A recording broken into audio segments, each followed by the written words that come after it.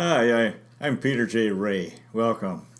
Today's topic is the Philippines in the 2000s, or as we used to say, the OOs. What do you do after the 70s, 80s, 90s?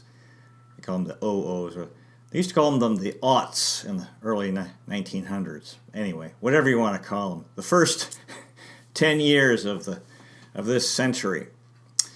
I was real busy. The decade was spent almost entirely in the Philippines. I spent 7 months in 2008 in Ohio. I was very busy in our school. In fact, I think I did too much, which is something that people do. I was besides from teaching. We have a small school, Restless Educational Center. So I was, it was our school, so we could do what we wanted, and I had all these different ideas. I did a lot of work with the PE, with the RBA basketball statistics. Every quarter, I'd compile the statistics for the students who played. Games played, total points, points per game, rebounds per game, steals, assists, and block shots. And then I used to type that all up, and then do a commentary about the quarter and about individual players. Describing them. And then in the games, we were playing 4 or 5 days a week at Green Hills West Roosevelt Park, the covered court. Sometimes I'd play if there weren't enough players. Otherwise, sometimes I used to announce. I'd be an announcer since I'd listen to a lot of games, Cleveland games on the radio, Cleveland Cavs games, and on TV. So I would announce, that. And we gave the players nickname. I gave them nicknames from NBA stars, Michael Jordan, LeBron James, Kobe Bryant, whatever, depending on what I thought would fit them. Maybe the best player, I'd call him Michael Jordan. So that was fun, a lot of fun. I'd say, Michael Jordan with the ball in the forecourt, over to Pippen, he puts up a three, swish, or as they say in the Philippines, swak, rebound by this guy, and into the forecourt and the backcourt, and so that was a lot of fun. And then, we did all kinds of things. We had the annual magazine was a lot of work for me.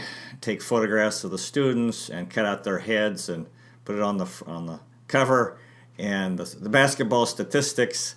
And then I would collect art. Each student would have their art in the magazine, and then and also writing, creative writing, poetry or essays. So that was all a lot of compiling and typing and photography, and then taking it to the place where it was produced, this copy center.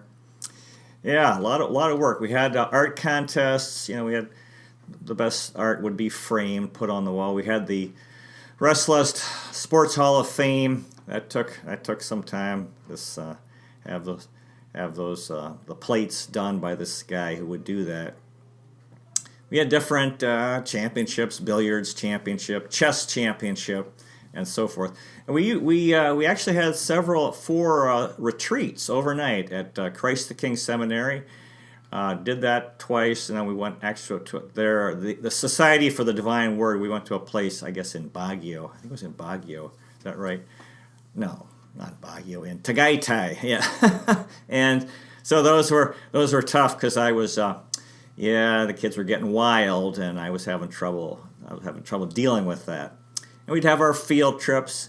We started going to Enchanted Kingdom quite a bit, and we'd go to the beach sometimes. So I was very, very busy with different things in the school aside from teaching. And in fact, I realized, actually, I was. What makes a school great, I think, is great teaching. And the things that I was doing were fine, the other things, but there's only so much time in the day. And, and I wasn't developing, I really wasn't doing enough as a teacher. To make myself a better teacher, and we used to, in the basketball, we used to have drafts. Guys would be drafted. At one point, they chose their nicknames. It was fun. And I should have been, looking back, I felt like I did too much, and I should have been trying to develop as a teacher better in the classroom. Yeah, we also, as I said in the last video, we had these basketball cards that we made. That was a lot of work, with picking the NBA cards and the photographs and the statistics and the cutting it after it had been Xerox, color copied, and gluing it to pieces of cardboard and laminating. A lot of work, a lot of work. And and we'd have our graduations at Christ the King Seminary. We did that a number of years, and that was a lot of work, hauling everything over there, organizing the graduation. And this one year we had refreshments. I had a big thermos of I think iced tea, and I was carrying it from the car. It's really real hot. I think this was in March. Graduation was in March, and this iced tea sloshed. I guess it wasn't a top. It sloshed onto my shirt. So it's right before graduation. I have this big, iced tea stain on my shirt. And then right after that, a bee landed on my belly. I think I was overweight. But the thing is, it was so hot, my shirt dried by the time graduation came, and I don't think there was a stain, or not too bad. So it worked out okay. So yeah, real busy. And the other thing is, of course, we have a son. I spent a lot of time with him, and I needed to meditate more. See, the thing is, when you do too much, it's important to then you tend to get irritable, and I was becoming irritable, and moody, and angry, and so forth, because I needed to meditate more and succeed in meditation to remain positive. Actually, I had meditated a lot in late 1997, early 98, and that gave me all this creativity and energy. But then I neglected meditation because I was working too much, doing too much. And then, that's no good. It reminded me of my mother growing up. She would do a million things at Christmas, because she felt pressured to do as an American woman at the time in the 60s and 70s. The Christmas tree and all the gifts and the cards and the cookies and parties and endless stuff that she felt compelled to do, and then she'd be in a bad mood by Christmas. No good. So important. Like they say, the best. I wanted to do all these things for the students, but they say I read something in a book that said if you want to help people, the best thing you can do is to enjoy being with them. And I thought it's a very profound, simple but profound thought, and I think very true. And very often I wasn't enjoying students because I was irritable, so that was no good. But anyway, live and learn. That's how life is. You go through life. During these years, we were in Metro Manila, Philippines, and in San Juan, Metro Manila, on Wilson Street. We moved in 2003 to Allenby Street. But, we'd been on Wilson Street for some time. Yeah, I think about 8 years. The house was kind of old, and it would tend to leak during rainy season. We're in the restaurant district. We were behind a restaurant, across the street from Alex III restaurant, and this Cafe Isabel was around the corner. Real cool old Spanish house. And Cravings was next door. We used to go there. There were different restaurants that came and go over the years, probably about 15 or 20 in that area. There's this Beirut, which I think is an Iranian, they call it Persian cuisine. Eventually they built a McDonald's, which is now a Jollibee, down the street. And, and I used to enjoy walking by and looking for the Happy Meal toys, what was coming up. And there was a KFC, we'd go get Kentucky Fried Chicken, and other different places that came and went. So anyway, that's what was going on. To back up a little bit, when I first visited the Philippines, Alice and I used to go to Quezon City Circle. I really liked it. It was this nice big park. Like it said, it's a round park that you can go, and they had a tropical hut. And we would go in there and eat. And there used to be a tropical hut at Broadway Centrum. I remember going there with this priest. He was an Australian priest at Christ the King Seminary, and we'd go there. Went there a couple times, had French fries, ice cream, and coffee. Had a good talk. I was lonely.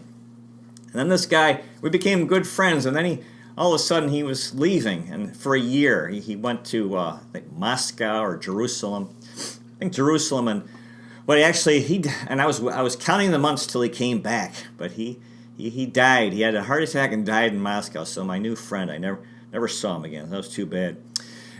Tim was growing up this era. He was between ages 8 and 18. So we were having fun. We really got into Star Wars. They came out with Episode 1, I think, in '98 or '99. That was fun. And then episodes 2 and 3. So we had these Star Wars. We actually bought the Star Wars videos, at least 4, 5, and 6. Watched those quite a bit. Watched a lot of baseball movies, especially Field of Dreams was one of our favorites, I think. And I was taking him to the park during these years, and we were, this is the other thing the thing that I really enjoyed during these years was taking Tim to the park in the summer. Oh boy, did we have a lot of fun. Early on, it was baseball. I brought all this equipment. We brought, baseball gloves and tennis balls. We used tennis balls because the kids were too young and there wasn't enough room. It wasn't safe using a real baseball because there were homes nearby. And so I spent a lot of money. Oh my gosh, I don't know much money I spent on tennis balls. That we'd lose them. And, they get hit into people's yards. Actually, the neighbors right on the other side of the park, a lot of the maids would throw them back. Well, they're very nice about it, and even though they're clanging against the roof of their home, and the balls would get stuck in this hedge by the fence. So I was forever trying to find tennis balls, and we would run out. Kept buying them, and I brought bases for baseball. They were light bases, and we had to use rubber bats because early on Tim got hit in the forehead by a bat in an accident, and then they called me, and I think I was taking a nap, and the blood was like pumping out of his forehead, and I thought, oh gosh, had to go to the hospital, and actually Zigco's mother Ruby, she paid for it. It was real nice of her because she was she was my biggest promoter of this baseball program. And the park program, she was bringing kids, all summer to play, and so after Tim got hit in the forehead by this wooden bat, I thought we can't have wooden bats. It's not safe for the kids because he still has a dent in his forehead where it broke the skin. He had to have stitches. Later, and then we had used these foam bats, and then later Tim actually again he got hurt. There was a bat was thrown, and it sliced open his eyebrow. I figured it was just like at the end of the bat there was like a circular plastic piece, and that must have hit him in the forehead. Again, he had to have stitches. So poor kid. Excuse me. Yeah, and the second time he's like, if this happens again, I don't want to play baseball anymore. So we were having a lot of fun in the park in the summer and on weekends and playing baseball. There was a big mango tree that we used it was perfect for shade, that would shade the field. Although early on, the second baseman, if you were on second, you'd be in the sun. First base was like a bench, and I was always trying to get Tim to touch the bench. He'd run by, and the second base was like over by a swing. Third base was like over by the mango tree, which you had to be careful of the roots. And then home plate, we had a home plate made. I think our driver, cut a piece of wood. So we had awful lot of fun during these years at the park. And eventually, the powers that be, said you guys can't play baseball anymore because there were a lot of little kids would come and they're getting hit by these. Even if it's a tennis ball, but still, it can hurt if you get. So we had to stop playing. Although, no, actually, we played at the back of the park. There was a pelota court. We played back there. That made it tough because wasn't much room, and the balls were getting hit into this tennis court. We had a high fence that was locked, and we couldn't get the. And I had a Cholo Domingos used to climb. He was very athletic. He used to climb the fence and retrieve the tennis balls. But eventually, sometimes he wasn't there, so I learned how to do it, and it wasn't easy. I'd have to. Brace my back against this pole and climb this fence and then get on the other side and drop to the ground. It was pretty high. And one time I was joking around. I became overconfident and I ended up falling. And I think I broke I fell on my butt and my wrists. I braced myself and my hand blew up like a balloon later. And I never got medical care, but I think I broke my wrist. And so it was... Anyway, that's things happen. Fortunately, I wasn't stuck in there. A guy passed by who had the key, so I could get out because I couldn't have climbed that fence anymore. after hurting my wrist so badly. So we had an awful lot of fun. I was giving baseball cards to the kids, and later we pretty much converted to basketball because that's what we could do. There were 2 courts, outdoor and indoor court. Played a ton of basketball. And I was always bringing I'd bring like 2 basketballs, and I used to bring a lot of drinking water because there was no drinking fountain. And there was this lousy bathroom. You could drink out of the sink there. And sometimes I would. I didn't like it because I didn't think it was clean. But at home we had this filter for drinking water in the sink on the faucet. And I would carry all this drinking water to the park and for the kids to drink because it's hot. I didn't want them going home because there was no water. And so we played a lot of basketball. I used to sweep the court of debris, from leaves and sticks and stuff. And if it rained, I'd try to sweep the water so it would dry faster where there were puddles. Had a lot of fun. And eventually I was giving away basketball cards as well. Played a ton of basketball. Actually, Cholo Dominguez is in his final year playing college baseball at LaSalle Baseball, DLSU. And he was, of course, I think, he got his start at the park playing baseball, but he was very athletic. And whatever, he could have gone into something else and would have done well. He's actually a real baseball star. He's done real well. I think I got a college scholarship playing baseball. Tremendous player. Could real hit. He was always wanting more batting practice. And then Tim actually played college basketball at University of Asia in the Pacific. He was a real good basketball player. Good 3-point shooter and overall good player. And for the kids, when we were playing basketball, I used to rebound for them. Baseball, I think the key is batting practice, to get a ton of batting practice. And then you can hit, and then baseball's fun if you can hit. In basketball, it's shooting practice, and you need a guy to rebound for you. And you just keep shooting and shooting. The more you shoot, the better you get. And then if you shoot and score in a game, it makes it fun. Basketball's fun if you can score. And then, of course, just playing games helps you develop your dribbling skills and passing and so forth.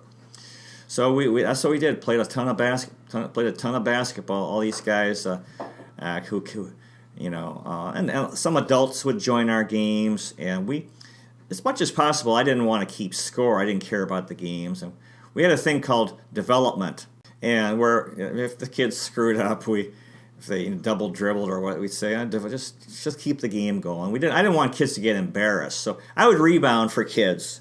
Yeah, and for Tim, we did that a lot. Actually, in baseball, we'd be there sometimes at night, and we did a thing called Kenny Lofton catches. It would be dark, but there would be light from the indoor court, and we'd go over the tennis court, and I'd throw balls, tennis balls high, so he'd have to make a leaping catch against this fence. Reminded like Kenny Lofton for the Cleveland Indians. So those were real good years. I was real busy in the school and this thing with the park in the summer and on the weekends. Had an awful lot of fun, all these kids. And the thing in life is that you might enjoy something. I think I enjoyed that experience at Roosevelt Park more than anything in my entire life. And the thing in life, things change, and you might try to hang on to something, but it's going to slip away. You can't. Nothing lasts forever, and that whole park thing did come to an end. I tried to I hung on to it as long as I could, but all the kids grew up, and then things changed, so it did come to an end. So there was a Jollibee, which is kind of like McDonald's, but it's the Philippine version. We used to call it the Happy Insect, and it was not far from the park, so sometimes we go over there to Jollibee. And which has this mascot or this like cartoon happy bee, like a jolly bee. I used to like the jolly hot dog. Went there one night with Tim, and they had I think ketchup in containers instead of like little sachets. They had a thing that was that you squirt on your food, French fries were. And I wasn't sure if I should eat it or not if it was clean, but I thought I nodded my head. I'm gonna go ahead and eat this. And we were going to Enchanted Kingdom during these years as a school. It was a nice field trip. Really liked Enchanted Kingdom. Wonderful theme park in Biñan Lagoon. Especially enjoyed the old Brooklyn and this movie theater. The seats would move during the show. Real nice theme park. Not real big, but really like it. I like it, and I think it's cool. All these different themed areas. There's the boardwalk, like I guess at New York City, and like Coney Island, and the outer space area, an area like a tropical rainforest, the Amazon. Real wonderful place. I really just like to look at stuff there. It's real nice to look at stuff, and have the Grand Carousel. I don't like this thing that takes you up in the air because I'm afraid of heights.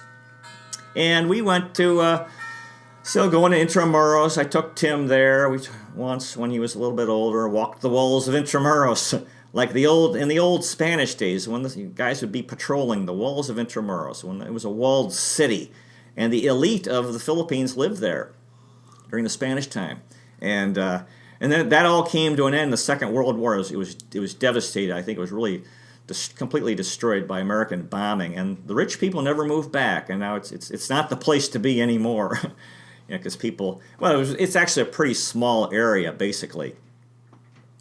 When the 2000s started, Joseph Estrada was president of the Philippines. He'd been elected in 1998. He was having trouble. Joseph Estrada was a movie star, and he tended to eat. He was kind of a big guy, tended to be overweight, and he was a drinker, and he was also a womanizer. And I think those were the things that weakened him. In life, you need to be strong. Of course, he was just doing the things that, in a way, the common people admired him because he was doing the things that they wanted. If you have enough money, you can have a lot of food and drink and have women. But this weakened him. And in life, you need to be strong.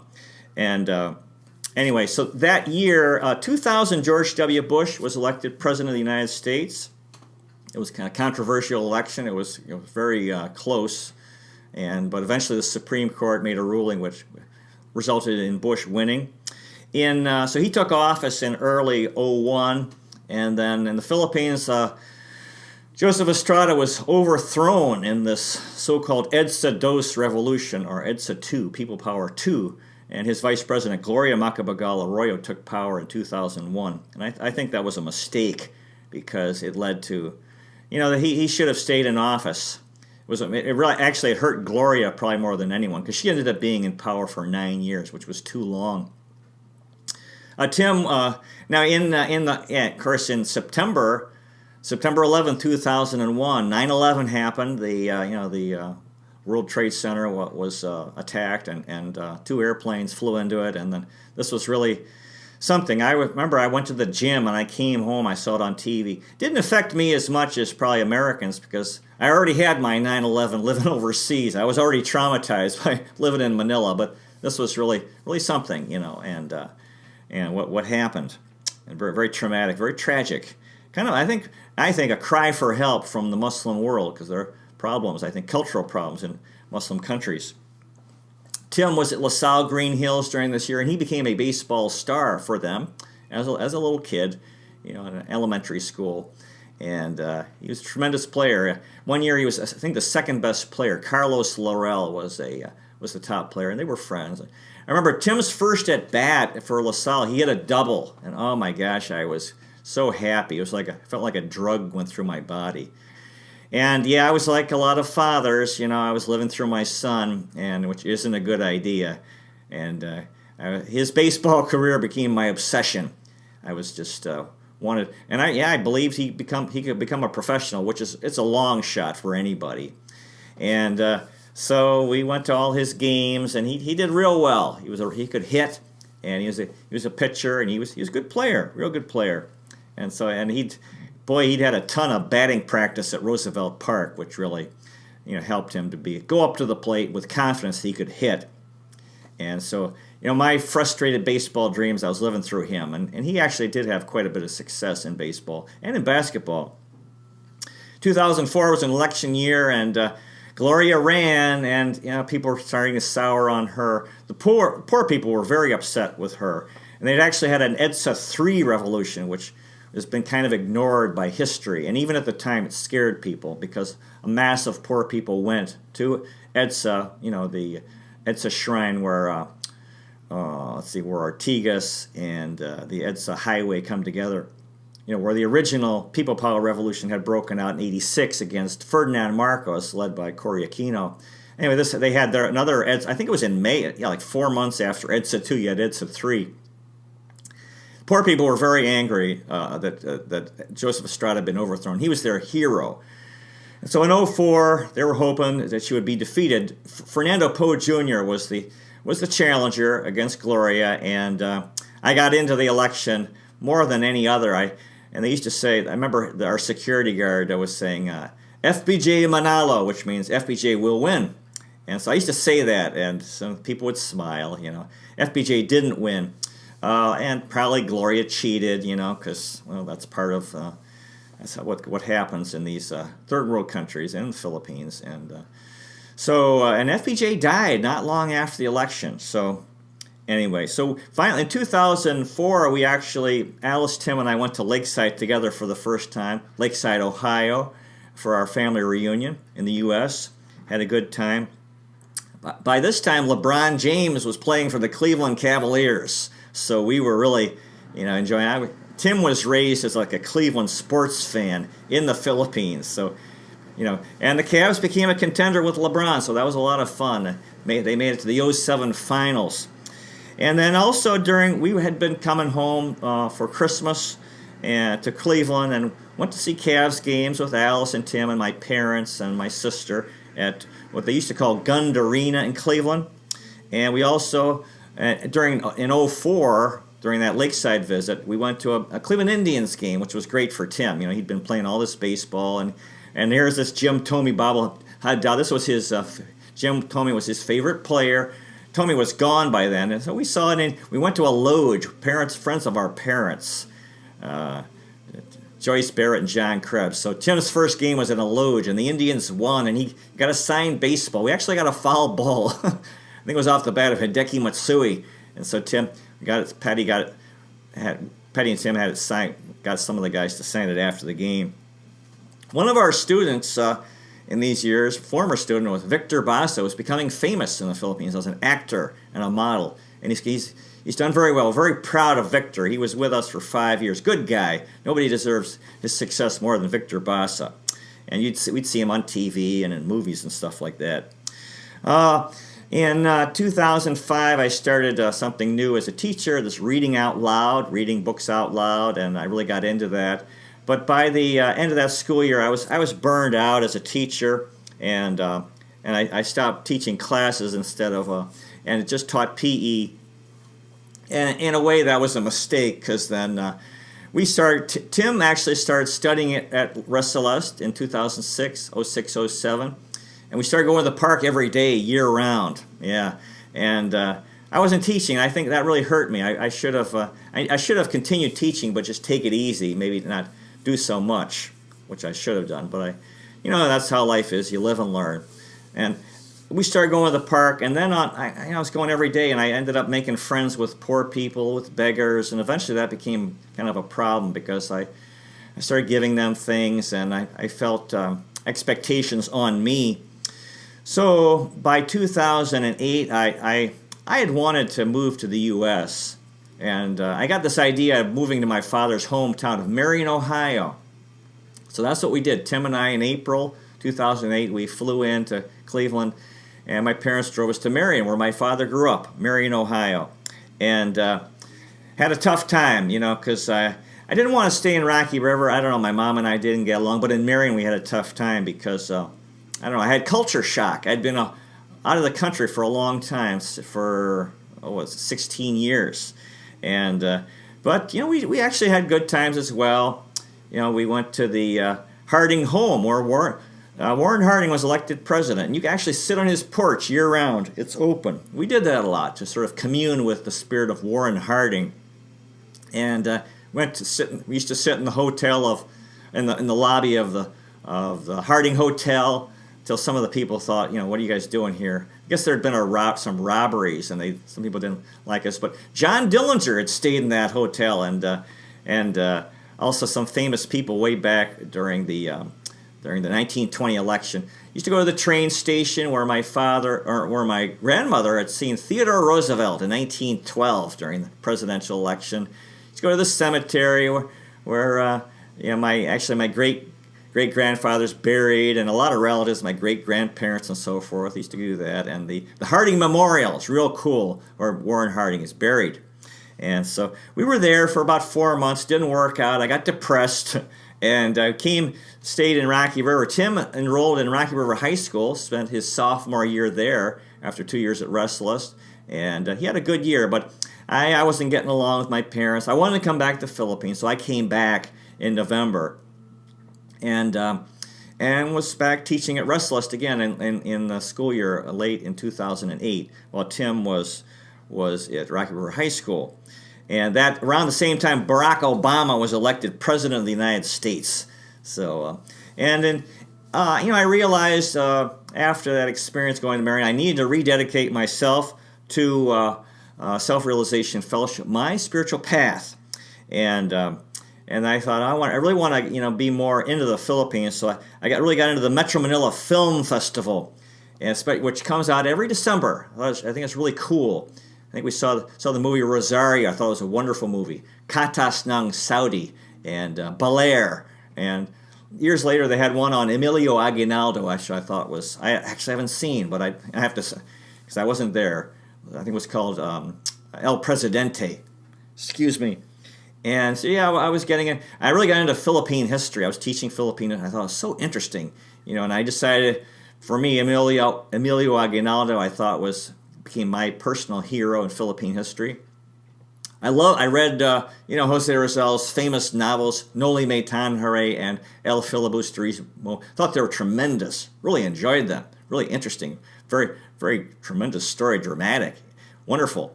And, the Philippine history with Andres Bonifacio, his tragic death, during the Revolution, and, the arrival of the Americans, Manuel Quezon, and Elpidio Carino, these different presidents, President Garcia, Diosdado Macapagal, who was the father of Gloria Macapagal Arroyo, and of course, I'm leaving out a few others, Manuel Rojas, and of course the Ferdinand Marcos long years, and so forth. So I really got into Philippine history moving into 2000, and this is 2009, near the end of the 2000s.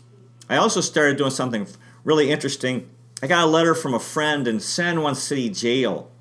He was languishing there. He was in jail because of he was a kind of a depressed guy. He'd been unemployed, and his wife was supporting the family through crime, through ripping people off, through getting money from people, promising them stuff and not delivering. And eventually he was implicated, and he spent 5 years there. I got a letter from him, and turns out it wasn't that far. I could walk to visit him. So I started visiting him wonderful experience. Started visiting him every week. Wow, what an experience. Because you go in there, tough conditions, are really, all these maybe 200 guys really packed in, so crowded.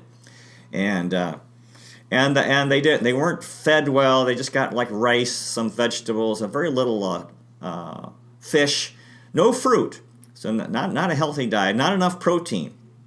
So I started bringing him, visiting him every week. I'd bring books. He liked to read books. He was interested in books. And I'd bring him like bananas and peanut butter and crackers and stuff like that. And actually, I worked real hard to get him released. His lawyer, he didn't have money for a lawyer. The public lawyer wasn't doing anything. So I started meeting with the lawyer and trying to figure out what we could do, and communicating with these people who had been wronged by his wife and trying to settle with them, and communicate with his friends who had some money, who actually raised some money to pay off the people who were owed money.